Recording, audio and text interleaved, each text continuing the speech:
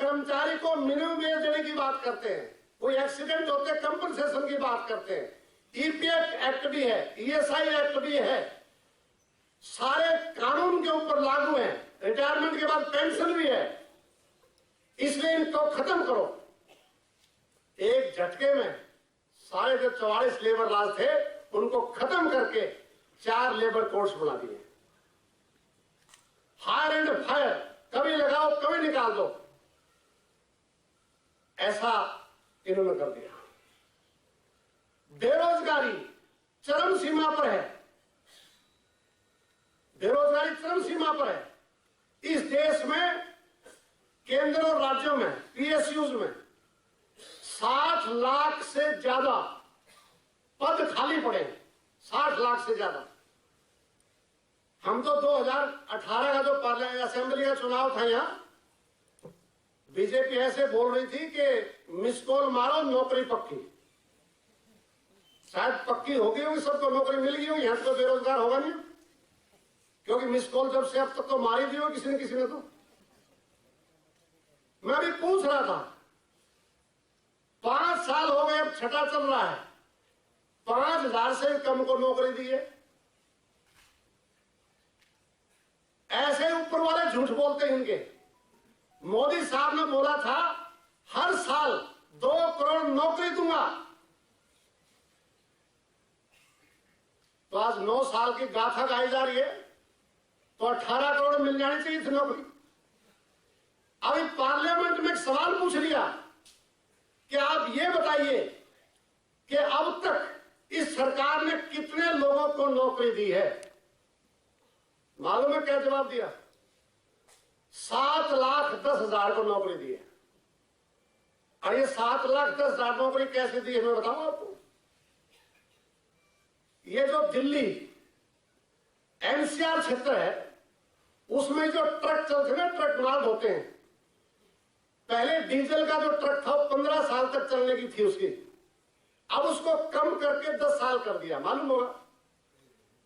अब 10 से और 15 साल के, जो 15 साल वाले थे, यानी कि 10 से ऊपर जिसकी था, उन सबको बंद कर दिया। तो उन्होंने नए ट्रक खरीदना पड़ा, क्योंकि पुराने ट्रक तो बंद हो गया। तो सरकार ने आंकड़ा दिया कि इस बीच में इतने ट्रक खरीदे गए हैं, तो उसको 3 से गुणा कर दिया कि नौकरी दे दी। ईपीएफ कमिश्नर से पूछा कि कितने नए खाते खुले हैं। अगर किसी फैक्ट्री में, कारखाने में, वर्कशॉप में कोई नौकरी के लिए जाता है, ईपीएफ का खाता खुलेगा, तीसरे दिन वो मजदूर चला जाएगा, वो नौकरी पर नहीं होगा। वो सारे खाते जोड़ दिए, ऐसे 7,10,000 दिए। चलो हम मान लेते हैं कि 7,10,000 दिए। अब वो कह रहे हैं बड़े साहब कि 2024 तक 10 लाख को और नौकरी देंगे। उनकी बड़ी बात मान लेते हैं, हालांकि वो सच तो कम ही बोलते हैं, फिर भी मान लेते हैं कि 10 लाख नौकरी देंगे। 10 और 7 17, 20 भी मान लें, मतलब देना था 20 करोड़, दे रहे हैं 20 लाख। 14 लाख नौकरी चली गई। अब नौकरी भी कैसे दे रहे हैं? ये आपने देखा होगा, ये नई स्कीम इवेंट मैनेजमेंट सरकार है, नई स्कीम क्या करके आए हैं। हमारी जो आर्मी सेना, उसमें भर्ती हुई, अब क्या नाम दिया था?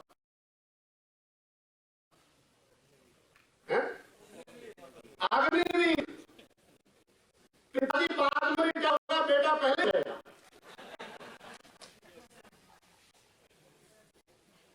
और क्या कह रहे हैं आप, बेशर्मी की हद देना। वो ये कह रहे हैं हमारी अग्निवीर योजना है, इतनी लोकप्रिय है, इतनी पॉपुलर है कि 17 लाख से ज्यादा बेरोजगार नौजवानों ने अग्निवीर बनने के लिए आवेदन किया। अरे तुम्हारी लोकप्रिय नहीं है, ये बेरोजगारी चरम पे है, इंडिकेट कर रहा है कितना भयंकर बेरोजगारी है। 4 साल के लगने में तैयार है, लेकिन इन पदों भरेंगे नहीं। अब वो कह रहा है देश अब रेवेन्यू एम्प्लॉय नौकरी मिलेगी,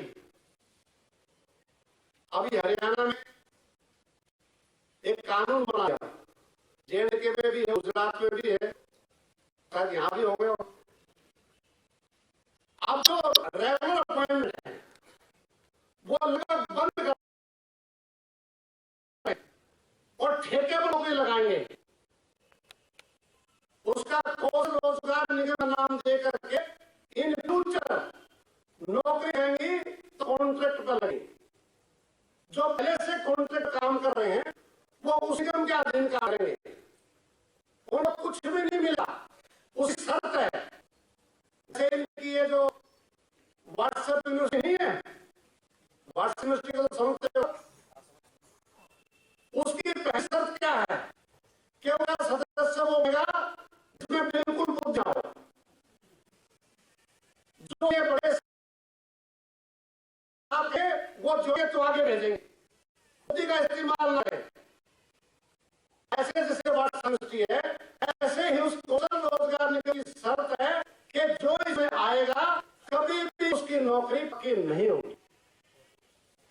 इक्वल वर्क पे वो क्लेम नहीं कर सकता। और ये ऐसे काम कर दिया। अब ये जो मूवमेंट हमारा चल रहा है, सबल डिटेल पता रखा है, उस किसान आंदोलन से हमने सबक लिया। अगर पूरा देश सेंट्रल स्टेट का इनवाइस मिलकर अगर लड़ेगा तो निश्चित तौर से हम इन मांगों को मना सकते हैं।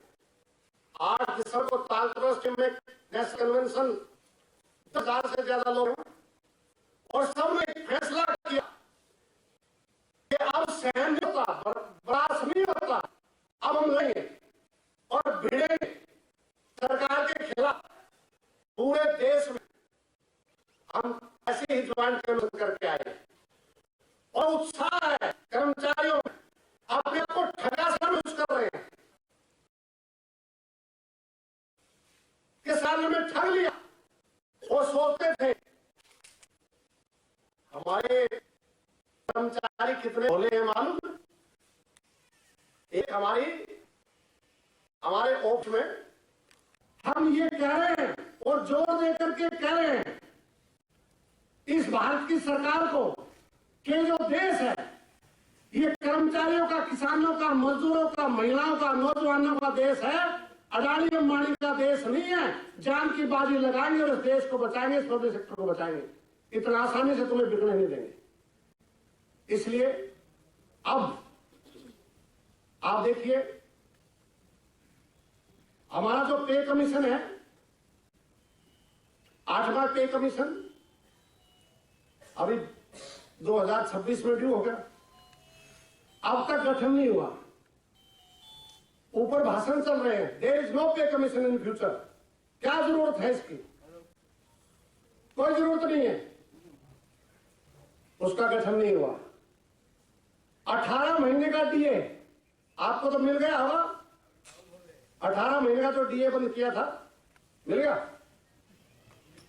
है? अरे यह तो रामराज वालों की सरकार है, तो नहीं मिला है? क्या बोल रहे हैं? ये बोल रहे हैं कि ये 18 महीने का डीए नहीं मिलेगा। क्यों नहीं मिलेगा? कि कोविड में हमारी अर्थव्यवस्था वो काफी कमजोर हो गई, इसलिए जो सैलरी पेड हमारे कर्मचारी हैं उनको ही देना पड़ेगा।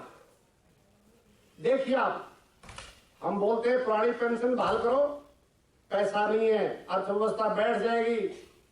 एक बात हम करें 60 लाख नौकरी जो पोस्ट वैकेंट उनको भरो, वो करेंगे 60 लाख को भरेंगे तो उनके वेतन कहां से आएगा?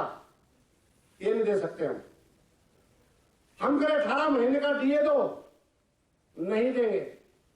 पे कमीशन बैठाओ, कोई जरूरत नहीं है, पैसा नहीं है। पैसे का बहुत शोर मचा रखा है, तो फिर पैसा क्या हमने खा लिया क्या? अब ये पैसा कहां जा रहा है? आप सुन लीजिए, पार्लियामेंट में एक एमपी ने सवाल पूछा कि पिछले 5 साल में बड़े पूंजीपतियों के कितना कर्जा माफ किया है? लगभग 11 लाख करोड़ रुपए माफ कर दिया। और ये बोलते हैं भाई और बहनों मित्रों, माफ नहीं किया है, राइट ऑफ किया। संयुक्त किसान मोर्चा कहने लगा कि जैसे उन बड़े पूंजीपतियों का कर्जा राइट ऑफ किया है, ऐसे किसानों का भी करो। बोला नहीं, तुम्हारा नहीं हो सकता। यानी कि 11 लाख करोड़ रुपए माफ कर दिया। 10.5 लाख करोड़ रुपए बैंक के हमारे साथी बैठे होंगे, एनपीए हो गया है। एनपीए का मतलब जो बैंकों से लोन लिया है वापिस नहीं दे रहे, वो कर्ज डूबने की स्थिति में बैंक आ गए हैं, इसलिए क्लबिंग मर्जिंग स्टार्ट हो रही है वहां। और इतना ही नहीं, राज्यसभा के मेंबर पार्लियामेंट ने आरोप लगाया है कि 2014 से लेकर 18 तक 17 बैंकों से एक फाइनेंस कारपोरेशन लिमिटेड कंपनी है मकान बनाने वाली, उसने 34,000 करोड़ रुपए लोन लिया और लेकर के भाग गई। उसकी जांच पड़ताल हुई, कैसी कौन सी कंपनी है जो एक पैसा लेकर के भाग गई। मालूम पड़ा कि जो 34,000 करोड़ रुपए जिस लेकर के फरार हो गई, 29 करोड़ रुपए उसने चंदा बीजेपी को दे रखा है।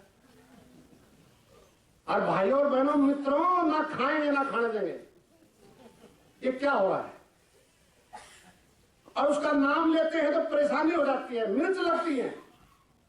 और इतना ही नहीं, लगभग 68,706 करोड़ रुपए, अब तो 70,000 करोड़ से ज्यादा हो गए हुए, जो लेकर के बाहर बैठे हुए। और एक ने तो कहा, विजय माल्या ने तो कहा कि जब मैं आया था तो वित्त मंत्री से मिलकर आया था, जो इस दुनिया में अब नहीं है, जेटली साहब। जेटली साहब से पूछा कि वो तो कह रहा है आपसे बता के गया था मैं बाहर जा रहा हूं, तो उसने कहा नहीं ऐसे नहीं हो, तो चलते चलते मिला था। और क्या रूम में मिलेगा वो? चलते चलते उसने बता दिया मैं बाहर जा रहा हूं। उसके पास पैसा है, कर्जा है, उसको रोकना चाहिए था, बाहर कैसे जाएगा, पैसा दो। उसको कर दिया। और इतना ही नहीं, ये अडानी साहब को क्या किसी से पूछा था नहीं, एक्सपर्ट से, उन्होंने कह दिया बस।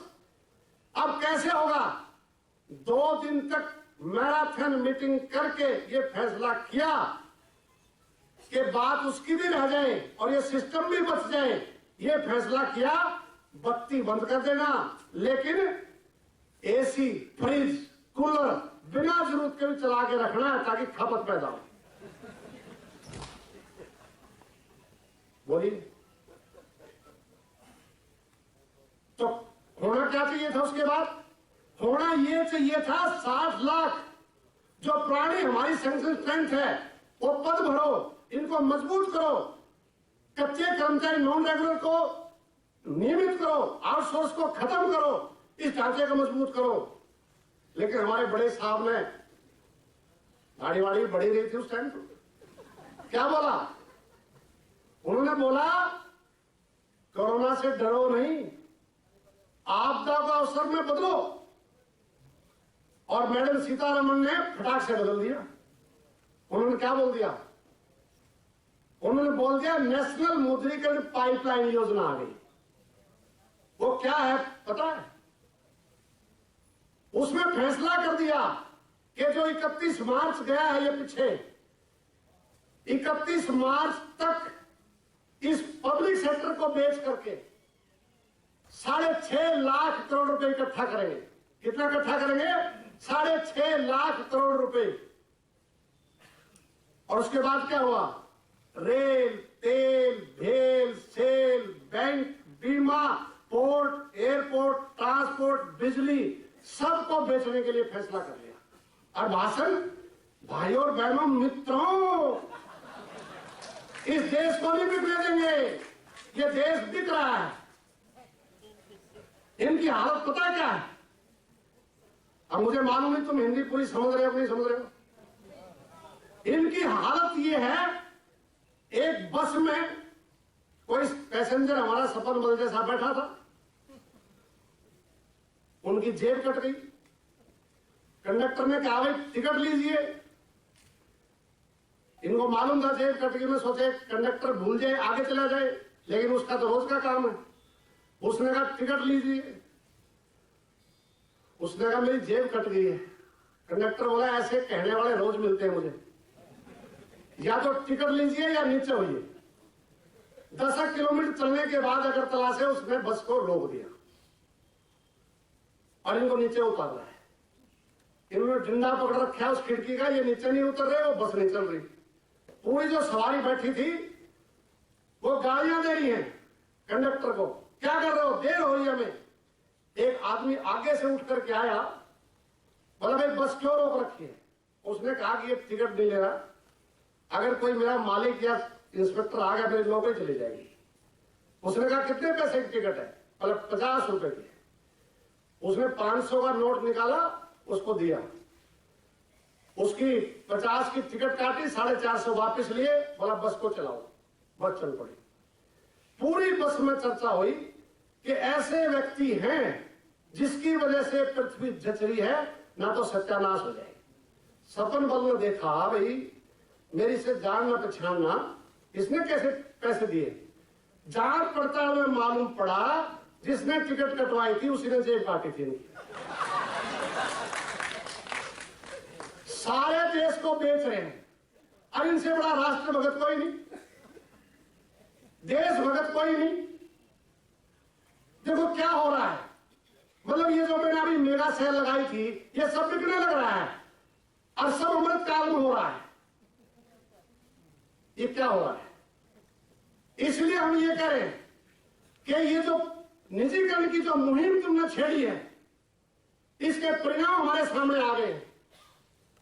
और उसको अगर आप देखोगे, हालत बहुत खराब है। मतलब सब कुछ अब बेचा जा रहा है। हमने बैठक करी है कल, और हमने ये तय किया है, जैसे किसान बोल रहे थे कि 3 कृषि कानून, केंद्र सरकार बोलती थी कि 3 कृषि कानून में से 100 अमेंडमेंट करा लो, लेकिन वापसी की बात ना करो। किसान क्या कर रहे थे कि जब 100 अमेंडमेंट होगी तो इसका मतलब कानून गलत है, तो रद्द करो। आज हम भी यही कह रहे हैं कि हमें एनपीएस में कोई संशोधन मंजूर नहीं, पीएफआरडी एक्ट को रद्द करो, प्राणी पेंशन बहाल करो, कोई शॉर्टकट नहीं है इसमें। ये साफ तौर से हम कह रहे हैं। दूसरा इशू है नॉन रेगुलर एम्प्लॉइज को रेगुलर करो। अब ये तरीका निकाल लिया। अभी मैं सबरमल जी से पूछ रहा था, काम का ठेका दे दिया, उसको बोल रहे आउटसोर्स, वर्क आउटसोर्स कर दिया। वो जो एम्प्लॉइज लगाएगा उसको मिनिमम वेज नहीं है, पीएफ नहीं है, ईएसआई नहीं है, कुछ नहीं है। कब कितने को पैसा दो ना दो। और जो हमारा कॉन्ट्रैक्ट रेगुलाइजेशन अबॉलिशन एक्ट है, वो क्या है, वो ये है कि अगर कोई कॉन्ट्रैक्ट वर्कर है, उसको मिनिमम वेज नहीं मिल रहा, अगर उसका पीएफ नहीं कट रहा, ईएसआई नहीं कट रही, या उसके साथ कोई गलत हो रहा है, तो उसका रिस्पॉन्सिबल कौन है? Principal employer. प्रिंसिपल एम्प्लॉयर कौन है? जो ठेकेदार को आउटसोर्स को चेक देगा, गवर्नमेंट का अधिकारी, वो जिम्मेदार है। लेकिन कानून की धज्जी उड़ाए ये, अगर हमें उनसे कोई मतलब नहीं, हमने तो वर्क आउटसोर्स किया है। नहीं, तुम्हें मतलब है। इसलिए हम ये करें, देश के सर्वोच्च न्यायालय सुप्रीम कोर्ट की बेंच ने कहा कि 2 कर्मचारी हैं, एक रेगुलर है, एक आउटसोर्स है, काम बराबर है, हो सकता है आउटसोर्स का ज्यादा कर दो, एनर्जेटिक है, यूथ है, लेकिन वेतन जो है उसको तीसरे हिस्से का मिलता है। ऐसा क्यों? तो हमारे एडवोकेट जनरल भारत सरकार क्या दलील दे रहे हैं, देखिए आप। वो कह रहे हैं कि वो जो हमारा आउटसोर्स का एम्प्लॉइज है, कॉन्ट्रैक्ट का एम्प्लॉइज है, उसको हम जो 12,000 वेतन दे रहे हैं, वो स्वेच्छा से ले रहा हम जबरदस्ती नहीं कर रहे। हमने तो उसको बोला था 12,000 वेतन मिलेगा, नौकरी करनी हो करो, ना करनी हो तो नहीं करो, तब वो नौकरी कर रहा है। तो जज ने उसको धमकाया। उसने कहा कि उसकी मजबूरी को आप स्वेच्छा ना कहो, उसको मालूम है मजदूर को कि अगर 12,000 की नौकरी चली गई तो तेरा परिवार कैसे चलेगा, इस मजबूरी में नौकरी कर रहा हो। और उन्होंने कहा कि बराबर वेतन, समान काम समान वेतन, उसकी भी दर्जे उड़ाई जा रही है, कहीं नहीं मिलता। इसलिए हम ये करें कि जो 60 लाख पोस्टें पड़ी हैं, वैकेंट पड़ी हैं, पहले जो नॉन रेगुलर एम्प्लॉइज है इनको नियमित करो, बाकी जो पोस्ट भरते हैं उनको डायरेक्ट भर्ती से भरो, बेरोजगारों को रोजगार दो। लेकिन सरकार अग्निवीर जैसी स्कीम लेकर के आ रही है। इसके बाद हम बोल रहे हैं कि जिस प्रकार से यहां त्रिपुरा के अंदर बीजेपी की सरकार, उसके गुंडे लगातार जो हमले कर रहे हैं, डरा रहे हैं, धमका रहे हैं, भय पैदा कर रहे हैं, बावजूद इसके all India state government employees federation का और तेलंगाना त्रिपुरा जो हमारी एम्प्लॉइज कोऑर्डिनेशन कमेटी और एसोसिएशन, उसका जो झंडा उठा करके आप पूरे देश के साथ एकजुटता प्रकट कर रहे हो, तो आपको बहुत बहुत क्रांतिकारी बधाई। और अभी आप देखेंगे कि ये ज्वाइंट कन्वेंशन हमारी लगभग सभी राज्यों में हुई है। और मैं ये कह सकता हूं कि जो वातावरण का निर्माण यहाँ किया जा रहा है, उसके बावजूद जो हमारे 5 प्रमुख राज्य हैं, उससे आपकी कन्वेंशन कहीं बेहतर है। आप सबको एक बार फिर बताएं। और इससे लगता है कि जो सरकार प्रयास कर रही है, उसके जो एक्टिविस्ट प्रयास कर रहे हैं डराने का, वो ज्यादा देर तक काम यहाँ चलने वाला नहीं है। इसलिए पिछली बार जब चुनाव के बाद या लगातार हमले हुए, तो हमने पूरे देश में इस सरकार के, उसके जो एक्टिविस्ट हैं, किस प्रकार से यहाँ हमारे एक्टिविस्ट के ऊपर हमला बोल रहे हैं, उसको कंडेम किया। और पूरे प्रदेश में, पूरे देश में हमने अलग अलग जगह प्रोटेस्ट करके आपके साथ एकजुटता प्रकट की। अब हम देख रहे हैं कि ये जो सरकार है, सरकार जो सत्ता पर जिसका कब्जा है, इसका ठोस विश्लेषण हम कर रहे हैं। सत्ता पर जो आज कब्जा है वो बड़े पूंजीपति और सांप्रदायिक ताकतों के गठजोड़ का कब्जा है। अगर हम ठीक विश्लेषण नहीं करेंगे तो हमारी दिशा ठीक नहीं होगी। तो ये उसका कब्जा है। और इसके साथ ही जो नवोदारीकरण की नीतियां जो 1990-91 से स्टार्ट हुई, बहुत ही आक्रामकता के साथ उनको इस देश में लागू किया जा रहा है। और अगर हम ये कहें कि इसका जो सारांश है, जो आजादी के बाद में 47 के बाद में 14 तक जो हमारे प्राकृतिक संसाधन हैं उनको, और जो हमें इस देश के मेहनतकश तबके ने उसके खून पसीने की कमाई से, टैक्स पेयर से, पैसे से जो ये पब्लिक सेक्टर खड़ा किया, सार्वजनिक क्षेत्र पीएसयू जो खड़ा किया है, उन सब को अपने चहेते पूंजीपतियों के हवाले करने का एक प्रयास लगातार हो रहा है। और प्रयास ही नहीं, बड़े पैमाने पर इनको उनके हवाले किया जा रहा है। अब हम देख रहे हैं कि इनके खिलाफ निश्चित तौर से महंगाई है, बेरोजगारी है, असमानता है, ये बढ़ रही है। लेकिन एक संगठित रूप से आंदोलन की शक्ल इख्तियार ना कर ले, इसलिए जाति के नाम पे, धर्म के नाम पे आपस में डिवीजन किया जा रहा है। और इससे शर्मनाक घटना क्या हो सकती है? अभी आप देख रहे होंगे दिल्ली के अंदर जो ओलंपिक में गोल्ड मेडलिस्ट हैं, वर्ल्ड जो चैंपियनशिप है उसकी गोल्ड मेडलिस्ट है, रेसलर, वो 1 महीने से ज्यादा धरने पर अभी बैठे हैं। साक्षी मलिक शायद जानते होंगे आप, वो पूरे देश में अकेली ऐसी महिला है जिसने ओलंपिक में मेडल हासिल किया है, एकमात्र महिला है वो क्या कह रहे हैं? उन्होंने जो भारतीय कुश्ती संघ के जो अध्यक्ष थे, बीजेपी के एमपी हैं, बाहुबली हैं, 38 एफआईआर उनके खिलाफ दर्ज हैं, 2 अब और ऐड हो गई, 40 दर्ज हैं। उनके खिलाफ उन्होंने यौन शोषण, सेक्सुअल हरासमेंट का आरोप लगाया। वो 18 जनवरी को भी धरने पर बैठे थे जंतर मंतर के ऊपर। तो तब उनका ये कहना था कि अगर मैंने किसी महिला के साथ सेक्सुअल हरासमेंट किया है तो पुलिस में एप्लीकेशन शिकायत क्यों नहीं दर्ज की? अब वो दोबारा से फिर कनाट प्लेस थाना जो दिल्ली के अंदर है, 7 महिला पहलवान जिसमें एक नाबालिग भी है, उन्होंने शिकायत दी है, एफिडेविट दिया है बीजेपी के सांसद के खिलाफ कि इन्होंने हमारे साथ सेक्सुअल हरासमेंट अलग अलग मौके पर किया।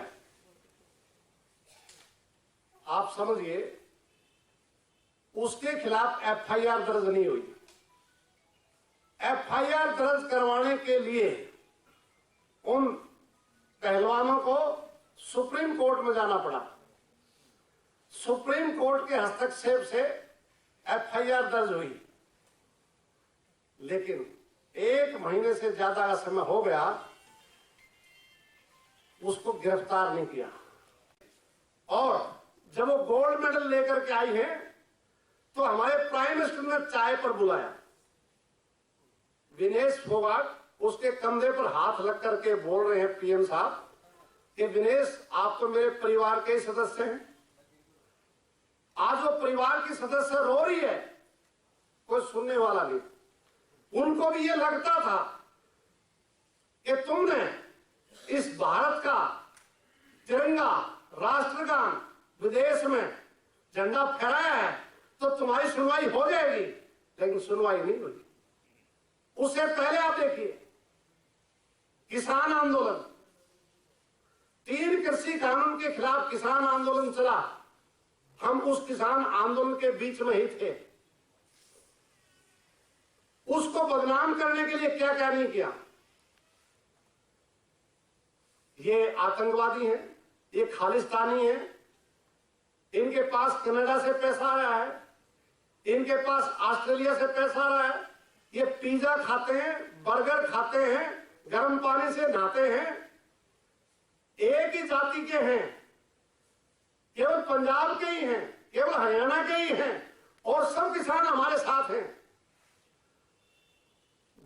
लेकिन जाति के नाम पे, धर्म के नाम पे, इलाके के नाम पर सारी पॉलिटिक्स जब फेल हो गई, 1 साल से ज्यादा का समय लगा, लेकिन जो ये बोल रहे थे 14 से कि जो प्राइम मिनिस्टर ने, भाजपा सरकार ने जो पार्लियामेंट में कानून बना दिया वो वापस नहीं होगा। लेकिन संयुक्त किसान मोर्चा, 500 से ज्यादा संगठन, अलग अलग झंडा, अलग अलग आइडियोलॉजी, सबने मिल करके फैसला किया कि अगर हम मिल करके नहीं लड़े तो हमारा अस्तित्व, हमारी खेती वो बर्बाद हो जाएगी। इसलिए एक झंडे के नीचे आकर के वो लड़े, लॉन्ग टर्म योजना बनाई। 1 साल के बाद प्राइम मिनिस्टर ने पब्लिकली टेलीविजन पर आकर के ये घोषणा करना पड़ा कि हम 3 कृषि कानून को वापस ले रहे हैं, और उन्होंने कहा कि हमारी तपस्या में कोई कमी होगी। हम समझा नहीं पाए। अरे तपस्या आपने नहीं की, 700 से ज्यादा किसान धरने पर बैठे हुए मौत के मुंह में चले गए, शहादत उन्होंने दी। आपने क्या किया? तो वो जो किसान आंदोलन था, इसी प्रकार से रेसलर का आंदोलन, इसको बदनाम करने की कोशिश की, लेकिन कामयाब नहीं हुए। तब सरकार ने नेगोशिएशन स्टार्ट करी, उससे पहले कोई नेगोशिएशन स्टार्ट करी। वो हरिद्वार में जाके आते हैं, अपने जो गोल्ड मेडल हैं उनको गंगा जी में प्रवाहित करने के लिए चले गए। पूरी जिंदगी का जो मेहनत है, कोई गंगा में उसको प्रवाहित करेगा? लेकिन वो थक गए। ये क्या हो रहा है? इतना ही नहीं, जो मैं बोल रहा हूं कि जिस मौके पर ये कन्वेंशन यहां हम कर रहे हैं, मतलब कोई साधारण दौर नहीं है, असाधारण दौर है।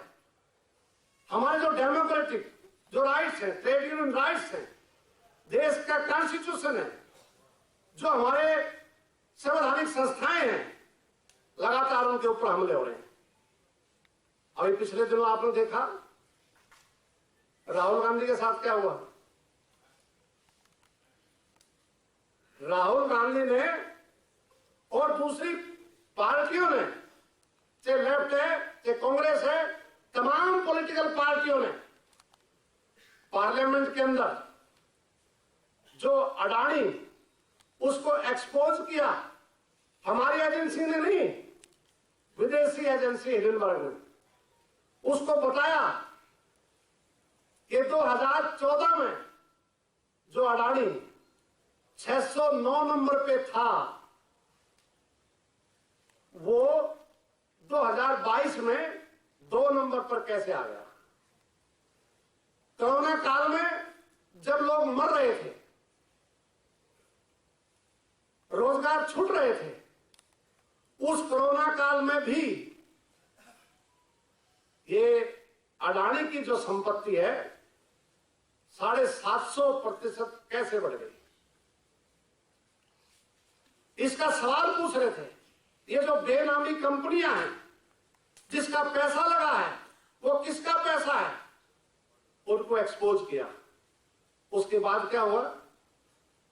उन्होंने एक वक्तव्य पिछले लोकसभा के चुनाव में कर्नाटक में बोलते हुए कहा कि ये जो पैसा लेकर के भाग गए, इसमें अधिकतर ये मोदी सरनेम वाले क्यों हैं? उसमें 3 मोदी हो सकते थे, लेकिन उन 3 मोदी के मानहानि नहीं हुई, मानहानि हुई गुजरात के एमएलए की। उन्होंने कोर्ट में केस डाल दिया कि पूरे मोदी समाज की मानहानि हो गई।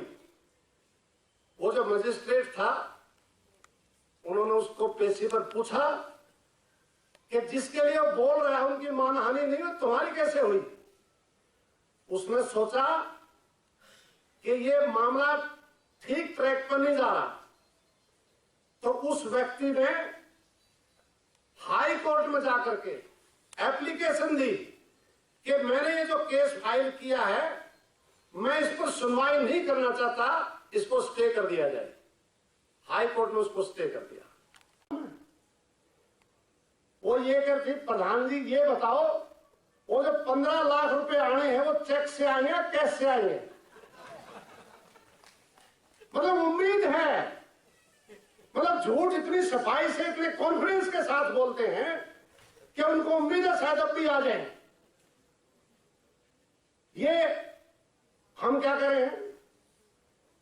हमने वहां फैसला किया, सारे देश में कन्वेंशन करके आए हैं। लोगों का कहना है कि व्यापक एकता के साथ आगे बढ़िए। इसलिए हमारी मांग जो है, पुरानी पेंशन बहाल हो जाए। त्रिपुरा में तो पुरानी पेंशन ही थी। माणिक सरकार जब तक रहे पुरानी पेंशन थी नहीं थी। सबसे पहला काम किया क्या इन्होंने, जैसे मिस कॉल मारते ही नौकरियां दी, ऐसे ही पहले बजट सेशन में पुरानी पेंशन खत्म कर दिया साहब। अब ये नए कर्मचारी लग रहे हैं। हम क्या करें?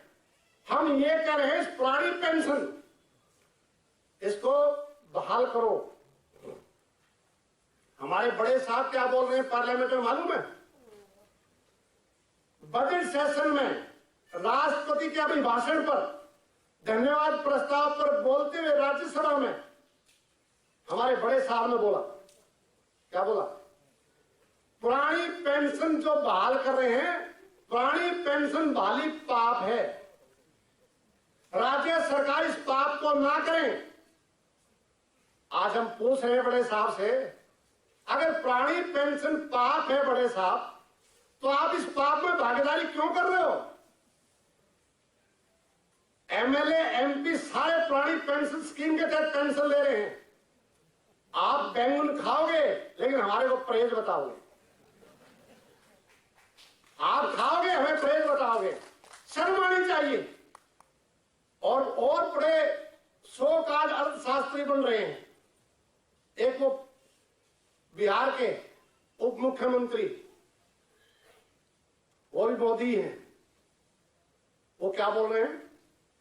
वो बोल रहे हैं कि अगर पुरानी पेंशन बहाल होगी तो भारत के हालात भी श्रीलंका पाकिस्तान जैसे हो जाएंगे। वाह भाई वाह, बहुत बढ़िया। कुछ अर्थशास्त्री उतार दिए ग्राउंड पे, वो भी ये कह रहे हैं। इसकी कमान खुद मोदी साहब ने करी ली। और जो राज्य सरकार 5 राज्यों ने की है, राजस्थान, झारखंड, छत्तीसगढ़, हिमाचल, पंजाब, उनको जो वित्तीय सहायता मिलती है केंद्र से, उनको कहें तुम्हारे पास पैसा बहुत है, हम नहीं देंगे। जो एनपीएस में पैसा जमा है 42,000 करोड़ तो राजस्थान का है, जिसको मना कर दिया कि हम नहीं देंगे। इसका मतलब क्या है कि राज्यों को हतोत्साहित कर रहे हैं कि ये पुरानी पेंशन बहाल ना करें। हम इसके खिलाफ लड़े। पहले एनपीएस में एक भी पैसा डीसीआरजी का नहीं था, आज 20 लाख रुपए कराए। जो पैसा कटता है 40% इन्वेस्ट होगा, 60 तो नकद मिलेगा, इनकम टैक्स लगता तो उसे छूट दिलाई। पैसा निकाल नहीं सकते थे, आज 4-5 पर्पजेज में कुछ शर्तों के साथ पैसा निकाल सकते हैं। अगर कोई एनपीएस का कर्मचारी एक्सीडेंट में डेथ हो जाए तो हमने प्रोविजन कराया कि एनपीएस में जो पैसा जमा है उसको वापस जमा कराएं, तो उसकी विधवा को पुरानी पेंशन स्कीम के तहत पेंशन मिलेगी। और अभी जैसे हमारा आंदोलन पूरे देश में चला हुआ है, प्राइम मिनिस्टर के इस भाषण के बाद कि पुरानी पेंशन बहाली पाप है, इसको ना करें, लेकिन हमने कहा तुम पाप कर रहे हो।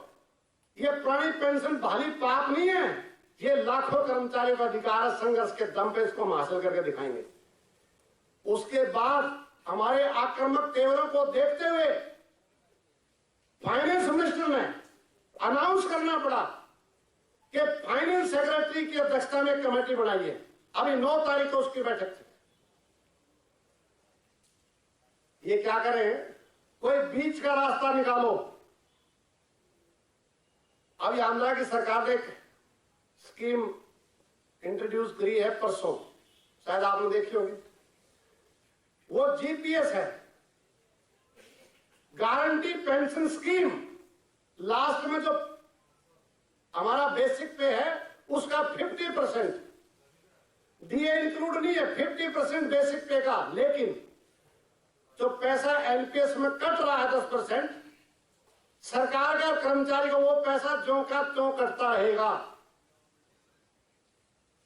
मेडिकल फैसिलिटी नहीं होगी। कहते हैं कि जो शिकायत करता है वो अपने उसके ऊपर कोई प्रेशर ना पड़े, उसके बयान मजिस्ट्रेट के सामने होते हैं। लगभग 1 महीना तक 164 के बयान मजिस्ट्रेट के सामने